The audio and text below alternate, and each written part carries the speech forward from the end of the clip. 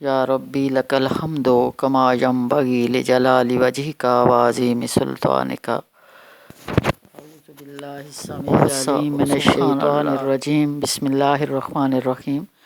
سورۃ الرحمن، آیات 78۔ ابتدائی دور، مکی ابتدائی دور۔ پیراگراف 6۔ پہلا پیراگراف دلائل رحمانیت اور ربوبیت، دوسرا پیراگراف دلائل قدرت جزا و سزا، تیسرا پیراگراف احوال قیامت، چوتھا پیراگراف مجرمین کا انجام اور دلائل قیامت، پانچواں پیراگراف محسنین کا انجام اور دلائل جزا، چھٹا پیراگراف اضافی نعمتیں۔ مرکزی مضمون، اللہ کی تصدیق کرنے والے کے لیے آخرت میں اللہ ذوالکرام ہوگا اور تکذیب کرنے والے کے لیے ذوالجلال ہوگا۔ قرآن کی تعلیم کے علاوہ آفاق و انفس کی نشانیوں پر غور کرو، آخرت کے عذاب و ثواب کے قائل ہو جاؤ گے۔ زمانہ نزول سورۃ الرحمن، اعلان عام کے بعد قیام مکہ کے دوسرے دور 4 تا 5 نبوی میں ایام تکذیب میں نازل ہوئی۔ حضرت عبداللہ بن مسعود رضی اللہ عنہ نے بالکل ابتدائی ایام میں حرم کعبہ میں جا کر مقام ابراہیم کے پاس اس سورت کی تلاوت کی تھی۔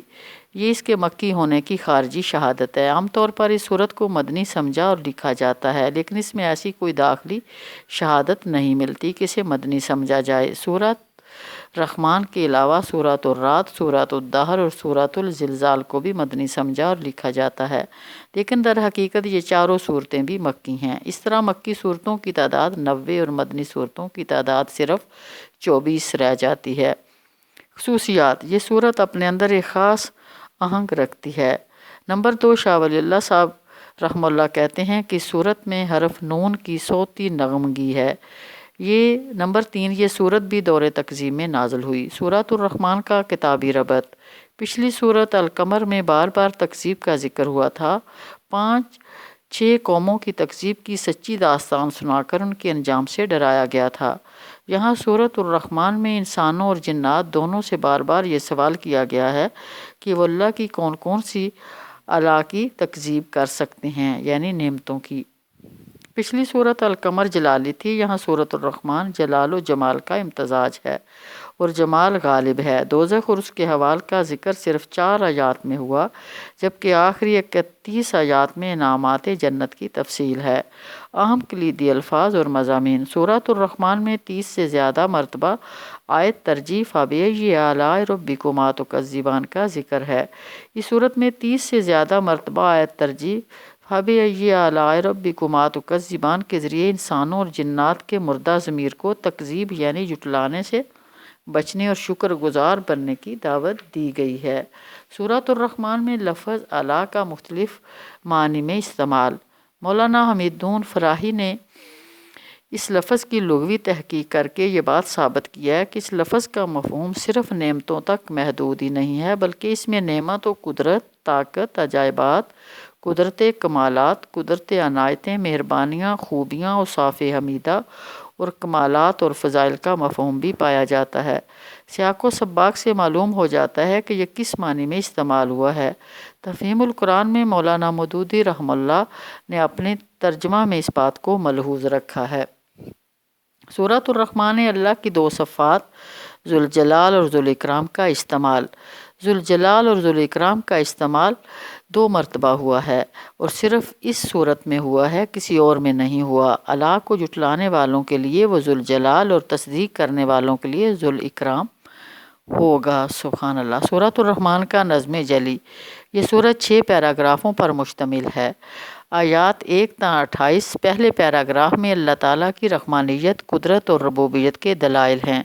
قرآن کی تعلیم، انسان کی تخلیق، اس کی اور اس کو گویائی عطا کیا جانا رحمانیت کی دلیلیں ہیں۔ چاند اور سورج کی نپی تلی گردش، آسمان کی رفت اور اس کا توازن، زمین کے پھل اور اس کا غلہ، جنات اور انسانوں کی تخلیق، دریا اور ان کے موتی، سمندر اور اس کے جہاز اللہ تعالیٰ کی قدرت اور ربوبیت کی دلیلیں ہیں۔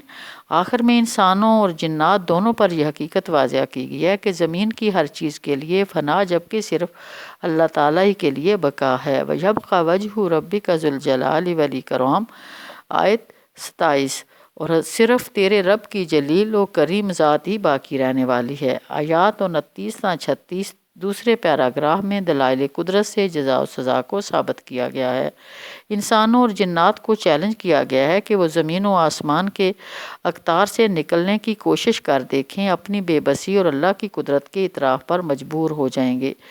آیات 37 تا 40 تیسرے پیراگراف میں قیامت کے احوال کا اجمالی ذکر ہے جو اللہ تعالیٰ کی قدرت کی دلیل ہے۔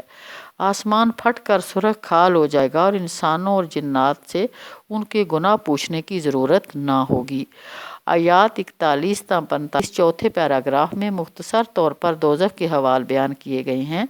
مکذبین اور مجرمین کو نواسی والاقدام یعنی ان کی پیشانی سی اور پیروں میں بیڑیاں ڈال کر پکڑا جائے گا اور ان کی خشک عذاب دوزخ کی آگ اور مرطوب عذاب کھولتا ہوا پانی دونوں سے ضیافت کی جائے گی۔ مجرمین ان دونوں کے درمیان گردش کرتے رہیں گے۔ استغفر اللہ۔ آیات 46 تا 61 پانچویں پیراگراف میں اللہ کی عدالت میں پیشی سے ڈرنے والے لوگوں کی جزا بیان کی گئی ہے۔ انہیں دو باغات، چشموں، پھلوں، سرسبز شاداب شاخوں، ریشمی قالینوں اور شرمیلی نگاہوں والی بیویوں سے نوازا جائے گا۔ یہ محسنین ہے اور محسنین کے احسان کا بدلہ احسان سے دیا جائے گا۔ سبحان اللہ۔ آیات 62 تا 78 چھٹے اور آخری پیراگراف میں جنت کی اضافی نعمتوں کا ذکر ہے۔ انہیں وہ دو مزید باغات عطا کیے جائیں گے، ان میں چشمے ہوں گے، انار اور کھجور کے درخت ہوں گے، سبز قالینیں اور خیموں میں نیک سیرت اور نیک صورت حوریں فراہم کی جائیں گی۔ آخری آیت میں تبارک اسم ربک ذی الجلال والاکرام، بڑی برکت والا ہے تیرا رب و جلیل کریم کا نام۔ آیت 78 کے الفاظ کے ذریعے جنت کی نعمتوں اور اللہ تعالیٰ کی ان برکات کو حاصل کرنے کے لیے اس کی رحمانیت، اس کی قدرت، اس کی ربوبیت اور اس کی صفات جلال و اکرام پر ایمان لانے کا مطالبہ کیا گیا ہے۔ مرکزی مضمون: اللہ کی رحمانیت، قدرت اور ربوبیت کے بے شمار دلائل موجود ہیں، نہ شکر نہ بنو، شکر گزاری کا رویہ اختیار کرو۔ اللہ کی تصدیق کرنے والوں کے لیے آخرت میں اللہ تعالیٰ ذوالاکرام ہوگا، اللہ کی تکذیب کرنے والوں کے لیے ذوالجلال ہوگا۔ قرآن کی تعلیم کے علاوہ آفاق انفس کی نشانیوں پر غور کرو، آخرت کے عذاب و ثواب کے قائل ہو جاؤ گے۔ وآخر دعوانا الحمد للہ رب العالمین وما علینا الا البلاغ۔ ربنا آتنا فی الدنیا حسنۃ وفی الآخرۃ حسنۃ وقنا عذاب